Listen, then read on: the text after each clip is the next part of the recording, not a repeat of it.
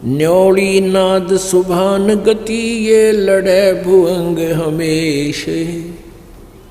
जड़ी जान जगदीश है विष्णि व्यापै शेषु। अंश गमन करते नहीं ये मान सरोवर छाड़। कौवा उड़ उड़ जाता है वो खाते मांसाहार। अंश दशा तो साध है सरोवर है सत्संग। मुक्ता हलबाणी चुगे ये चढ़त नवेला रंग। अब इन 4 पंक्तियों में 3 पंक्तियों में कैसा कमाल किया है। न्योली नाद सुभान गति लड़े भुजंग हमेशे। जड़ी जान जगदीश है विष्णा व्यापै शेष। अब क्या बताते हैं गरीबदास साहिब जी अपनी अमृतवाणी में कि जैसे नेवला एक जानवर होता है, वो 9 इंच का हो से। गिलहरी आपने देखी हो, गिलहरी इससे थोड़ा बड़ा होता है और ब्राउन कलर के उसके बाल होते हैं, बाल ब्राउन कलर होता है। ऐसा ही मिलता जुलता इतना ही प्राणी होता है और वो सर्प को मार देता है। सर्प कितना लंबा होता है, को 6-6, 7-7 फुट का, 8-8, 10-10 फुट का लंबा हो जाता है। लेकिन वो छोटा सा प्राणी उसको कैसे मार सकता है? उसकी एक विधि, एक तरीका है उसके पास। वो सर्प को उस समय छेड़ता है जब उसको आसपास ये पता होता है कि इस झाड़ी में वो जड़ी है। उस जड़ी को सूंघ लेता है, उस जड़ी की महक को अपने अंदर समा लेता है और आकर के सर्प के सामने खड़ा होकर नेवला अपने श्वास छोड़ देता है। उस जड़ी की महक सूंघ कर जो आया था वो सर्प को सूंघा दी। उस जड़ी के सामने, उस जड़ी की महक के सामने सर्प को चक्कर आने लग जाते हैं, वो बेसुध हो जाता है।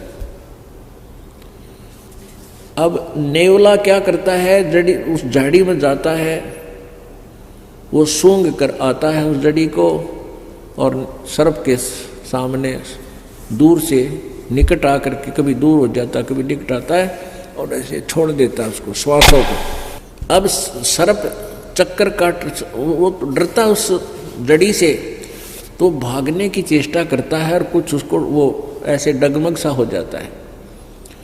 तो फिर भाग के वो जंप लगा के नेवला उसके पीछे सर्प के शीश पर आ बैठता है, पाछे के, और उसको पकड़ लेता है और फिर मुंह के ऊपर फिर श्वास फिर छोड़ता उसके, और वो कति बेसुध हो जाता है। तो सर्प को पकड़ के मार डालता है, नोच डालता है, खत्म कर देता है मुंडी से, मुख से, फन से खत्म कर, फिर मर जाता है। तो यहाँ क्या बताते हैं कि ये काल तो समझ ले अजगर है और आप नेवला हो। इस काल को आपने कैसे जीतना है, उसकी विधि है। कबीर परमेश्वर पूर्ण ब्रह्म की साधना, उस जगदीश की साधना, वो जड़ी है। और उस सच्ची साधना सतनाम के आगे कहते हैं शेष नाग भी हो।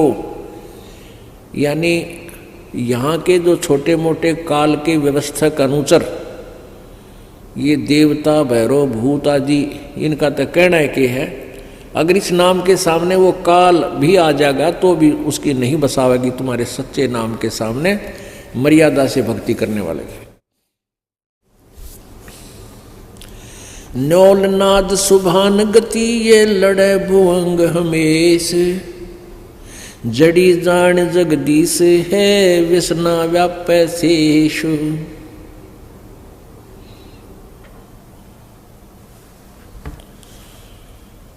और फिर क्या उदाहरण दिया है, अंश गवन करते नहीं ये मान सरोवर छाड़े, कौवे उड़ उड़ जाते हैं ये खाते मांसाहारे।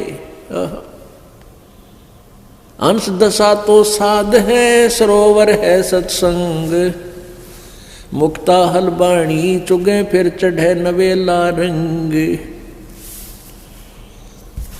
हंस जो होते हैं, संत मते में हंस किसे कहते हैं? हंस वो भक्त है जिसने दूध और पानी छान लिया, यानी सत्य असत्य का जिसने निर्णय कर लिया। बीड़ी शराब मांस तंबाकू चोरी ठगी जारी बकवादों से परहेज कर लिया।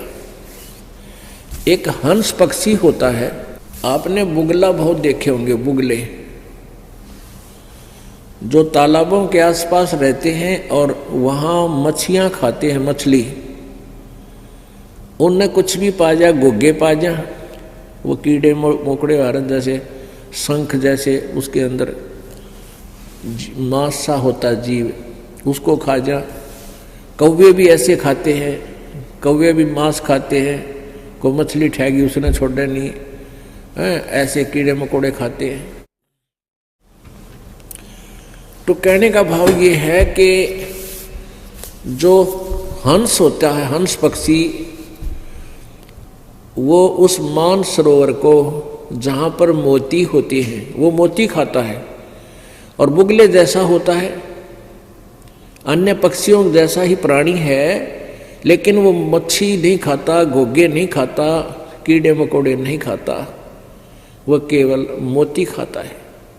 और एक गुण है उस हंस पक्षी के अंदर, वो अगर आप उसने 1 गिलास दूध में 1 गिलास पानी डाल दो और वो दूध पी लेगा, पानी उसी पात्र में शेष छोड़ देता है। मालिक ने ऐसी कृपा, ऐसी कोई उसके अंदर गुण दिया है कि दूध और पानी को अलग कर लेता है, जल को छोड़ देता है, दूध को पी जाता है।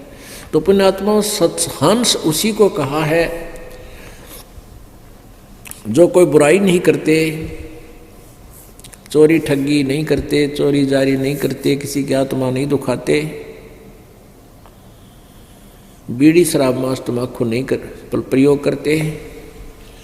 और भाई जिन्होंने दूध और पानी छान लिया कि किस भगवान की भक्ति से कितना लाभ है, और यहाँ काल के लोक में हम कितने दुखी हैं। हम स्वर्ग महास्वर्ग में भी चले गए तो भी मृत्यु होगी, जन्म मृत्यु का रोग नहीं कट सकता। तो उनको हंस कहते हैं।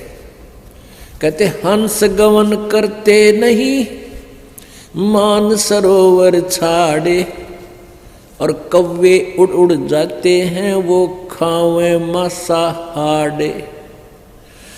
हंस दशा तो साध है और सरोवर है सत्संगे, मुक्ता हलबाणी चुगे फिर चढ़े नवेला रंगे।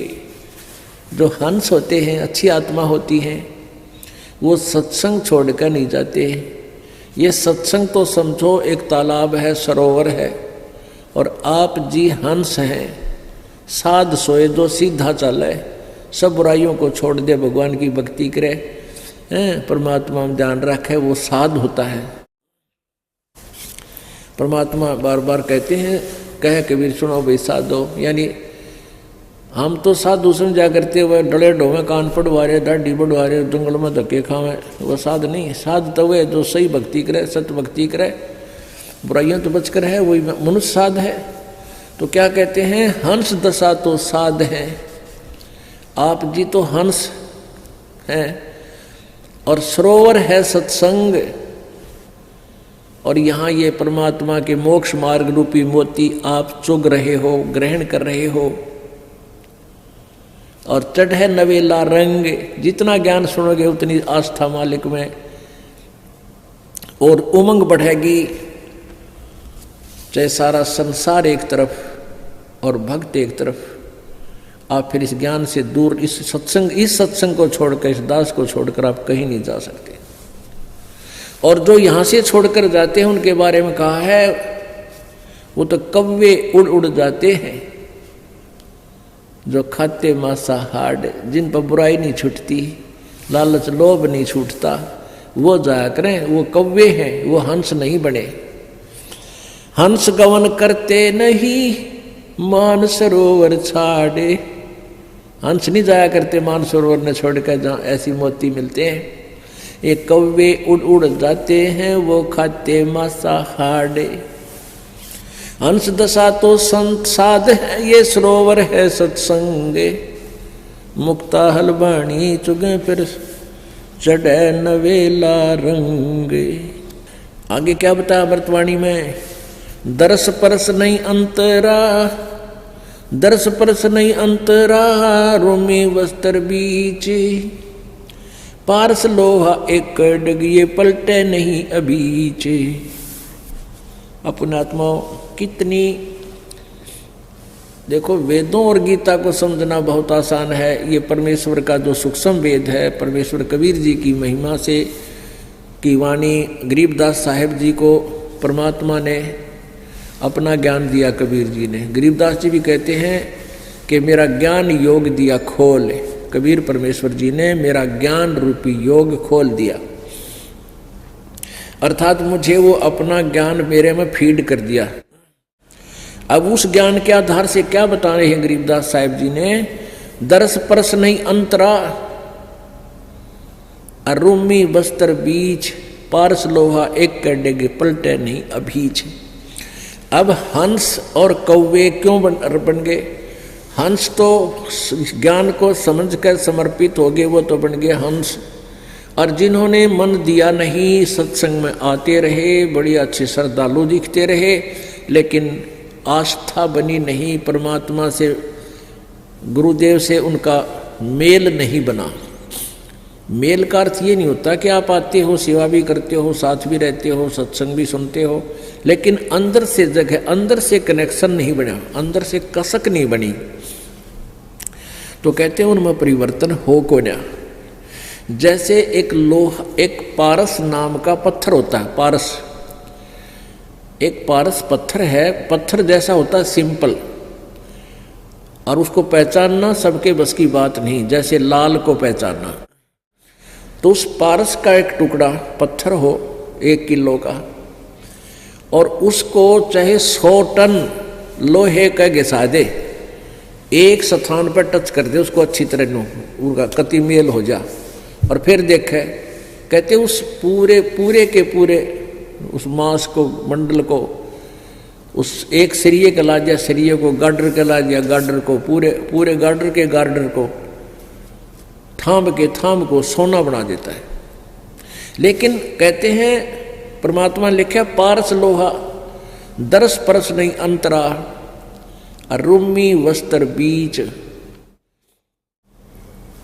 अब लोहा और पारस कति साथ साथ रखे हैं, और उन दोनों के टच होने में एक बिल्कुल इतना भी स्थान रह गया ना, जैसे कहते हैं रोमी वस्त्र, जैसे बाल, ये बाल है रोमकूप का, यानी बाल जितनी भी आपस में दूरी रहेगी, या बिल्कुल पतली सी जो वायल होती हैं बहनें ओढ़ती हैं, या पतली चादर मुलमुल का कपड़ा, कहती ये भी इतना भी बीच में कपड़ा आर पार हो जाए, इतना भी डिफरेंस आपस में रहा, मिलन नहीं हुआ, चाहे कितने दिन पास रखे रहो लोहा और पारस, उसमें परिवर्तन नहीं हो सकता। यानी जो व्यक्ति यहाँ भी रहते हैं, गुरुदेव के साथ रहते हैं, सत्संग भी सुनते हैं, और मिले नहीं मन से, वो हंस नहीं बन सकते, वो कौवे रहा करें। और ऐसे कौवे फिर छोड़कर इसको स्थान को जा सकते हैं, वो जाएंगे कि उनकी आदत सुधरी नहीं। आप प्रतिदिन पढ़ते हो नित्यनेम में, बिन गुरु मिले मोहे ना पावे। अब गुरु तो पास ही होते हैं, मिलने का अर्थ क्या है? गुरु जी से एक ही भाव हो जाना, समर्पित हो जाना, मन में दोष ना रखे, गुरु जी कहते हैं गुरु मानुष कर जानते तो ते नर कहिए अंध हुए दुखी संसार में आ गए इनके फंद। तो यहाँ उस स्थिति को क्लियर किया है। दरस परस नहीं अंतरा रूमी बस्तर बीच, और पारस लोहा एक डिग वो पलटे नहीं अभीचो। चार मुक्ति बैकुंठे बटे सप्तपुरी सैलान, आगे धाम कबीर का हंस न पावे जान। अब गरीबदास साहिब जी बता रहे हैं चार मुक्ति बैकुंठ तक की दौड़ है, और सपतपुरी ऊपर अलग से एक अलग 7 ऐसे इकट्ठा ग्रुप है, 7 उनका नगरी बनी हुई है, उनका एक एक राजा बनाया जाता है जो अच्छी आत्माएं होती हैं।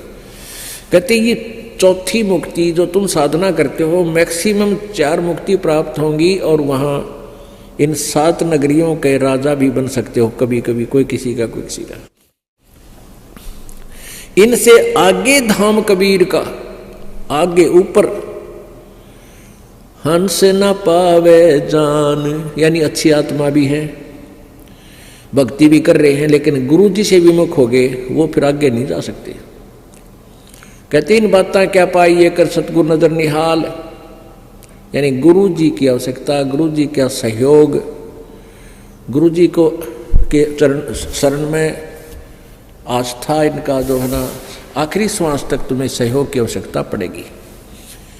यदि आप जी इस दास के प्रति किसी कारण से भी कोई मन में दोष रखकर और दूर हो जाते हो, भक्ति भी कर रहे हो, फिर आगे नहीं जा सकते, क्योंकि आप इस दास के सेवक को, अनुयायी को, इस दास से प्राप्त इस लाइसेंस को, यानी पासपोर्ट जिसने मिल गया, मंत्र मिल गया, जाप मिला, नाम मिला, उस शिष्य को त्रिकुटी पर जाकर परमात्मा इस दास के रूप में मिलेगा। और आप जी हैं जैसे आपका अंतःकरण मिला हुआ इस दास से, जब भी दास बाहर आता है तो आपकी आंखें एकटक लग जाती हैं, कहाँ है गुरु जी, कहाँ से खड़े हैं, तो वो ही दशा होगी वहाँ पर। और जिनके अंदर दोष होगा, चाहे वो वहाँ पर पहुँच गए हों, तो वो पीछे न टला करें, छोड़ 5-6 तो वहाँ उनको टाल देगा परमात्मा अपने आप। यानी जो स्वभाव आपका यहाँ बन रहा है, ये एक रिहर्सल कराई जा रही है आपकी। दास तो एक आप जैसा ही है, आपका ही भाई बहन बच्चा, आपका गुरु ला लो, लेकिन इस दास को आपने परमात्मा समझ के अपना भाव बनाना है उस मालिक के चरणों में पहुंचने के लिए। ये एक इक्वेशन है, ये एक फार्मूला है परमात्मा के पाने का। कहते हैं जैसे एक गणित का एक प्रश्न आता है जिसमें मूलधन ज्ञात करना होता है, वो ऋण का होता है। तो मूलधन ज्ञात करने के लिए उसमें क्या मानना पड़ता है? मान लीजिए मूलधन 100 रुपये। उस ओरिजिनल मूलधन, वास्तविक मूलधन को प्राप्त करने के लिए, यानी प्रश्न का हल करने के लिए, सफल होने के लिए, पास होने के लिए, हमने सबसे पहले मानना पड़ता, मान लीजिए मूलधन 100 रुपये, और फिर उससे हम उस वास्तविक मूलधन को प्राप्त करेंगे। वो 100 रुपये बहुत कम राशि होती है, और वास्तविक मूलधन करोड़ों में होता है, लेकिन करोड़ों वाला मूलधन पाने के लिए 100 रुपये मूलधन मानना पड़ेगा। इसी प्रकार ये दास को इसी स्थिति में समझो, मान लो गुरुजी भगवान, दास भगवान नहीं, दास है, लेकिन आप जी को ये फार्मूला लाना पड़ेगा। और गुरुजी यहाँ भगवान है, और भगवान इस दास के पास सामने हो, तो आपकी कैसी बोली, कैसा रहना, कैसे विचार, जिस उस परम शक्ति को हम मिलने जा रहे हैं, जिस महबूब से हम मिलने की तैयारी कर रहे हैं, और वो सामने खड़ा होगा, तो हमारी कैसी गतिविधि हो, कैसा हृदय में जगह हो, किस प्रकार का आचरण हो, तो ये आपने इस दास के साथ रिहर्सल करके बनानी पड़ेगी।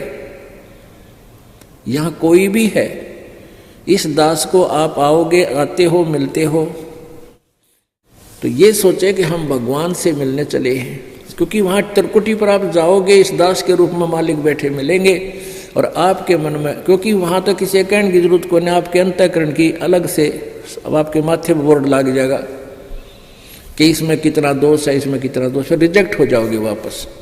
और जो पास हो गए वो पास हो गए। जिन गुरु जी को जैसा यहाँ आपका मेरे प्रति व्यवहार है, दास के भगवान के प्रति आपका ऐसा ही होगा। तो यहाँ क्या बता रहे हैं, चार मुक्ति बैकुंठ बट सप्तपुरी सैलान, आगे धाम कबीर का हंस न पावे जान। वहाँ नहीं जान पाओगे, वहाँ नहीं जा सकोगे जब तक आप गुरु जी के प्रति पूरी श्रद्धा नहीं होगी। मौन रहे मग्नालय है ये मार्ग बंकी बाट, सुन शिखर गढ़ सुरंग है कर सतगुरु से साठ। साठ माने सतगुरु जी से सौदा कर ले, और सतगुरु के बिना आगे नहीं जा पाओगे। मौन रहे मग्नाल है और मार्ग बंकी बाट, और रास्ता बहुत टेढ़ा आगे का। सुन शिखर गढ़ में सुरंग है, ऊपर कहते एक ऐसी सुरंग में से निकाल के ले जाएंगे भंवर गुफा से। कैसे निकलोगे, कर सतगुरु से साठ। 9 लख नानक नादे में ये 10 लख गोरख तीर, लाख दत्त संगी सदा ये चरणों चरच कबीर। अब कबीर परमेश्वर की महिमा गरीबदास जी बताते हैं, 9 लख नानक नाद में और 10 लख गोरख तीर, लाख दत्त संगी सदा और चरणों चरच कबीर। क्या बताते हैं कि 9 लख नानक नाद में, हो नानक जैसे महापुरुष पुण्यात्मा 9 लाख नानक नाद में, यानी इसी सी आत्मा तो लाखों हैं परमात्मा के चरण जो पार हुई हैं। और 9 लख नानक नाद में 10 लख गोरख तीर, और गोरख जैसे सिद्ध पुरुष परमात्मा ने यानी उनके सामने आकर के उनको भी अपनी हार माननी पड़ी और सतमार्ग ग्रहण करना पड़ा। लाख दत्त संगी सदा ये चरणों चर्च कबीर, दत्तात्रेय जैसे भी, क्योंकि हम जिन महापुरुषों की गणिमा ही मान बैठे हैं उन्हीं की नाम गिनाए जाते हैं कि ऐसे ऐसे तो उस परमात्मा के चरणों में कितने आके समर्पित हुए। 9 लख नानक नाद में ये 10 लख गोरख पास, अनंत संत पद में मिले ये करोड़ तेरे रविदास। अब कहते परमात्मा की शरण माने के बाद अनंत संत भक्त आत्मा सतलोक प्राप्त करिए, बहुत गुणे असंख्य, और करोड़ों रविदास जैसी पुण्य आत्मा भी करोड़ों पार हो। इस उस तरह यानी जिस क्रिया में, जैसे रविदास जी कबीर जी के साथ बहुत निकट रहते थे, उनको पहचान चुके थे, कहते इसे संत भगत भी बहुत कबीर जी के हुए हैं और वो इस तरह भी पार हुए हैं। गोरख जैसे आकर वाद विवाद किया उन्होंने, फिर ज्ञान ग्रहण किया, इसे भी बहुत हैं जो परमात्मा के चरणों में लगे हैं। नानक जी जैसे भी को पार किया, जैसे बेई नदी से ले गए उनके ऊपर शरीर को, आत्मा को सतलोक दिखा, सचखंड दिखा के छोड़ा, फिर भगवान को पहचाना। कहते ऐसे ऐसे इस तरीके से भी अपने बहुत से पार किए हैं।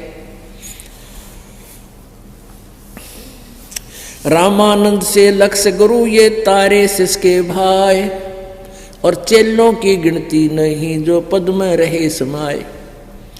कहते रामानंद से लक्ष गुरु, अब रामानंद जैसी आत्मा भी कहते हैं उनका शिष्य बने भगवान, उनको इस तरीके से पार कर दिया। और चेल्या की तो गिनती नहीं जो सीधे नाम लेकर पार हो गए, जो मालिक के पद में रहे समाये, यानी सतलोक में भेज दिए। बोलो सतगुरुदेव।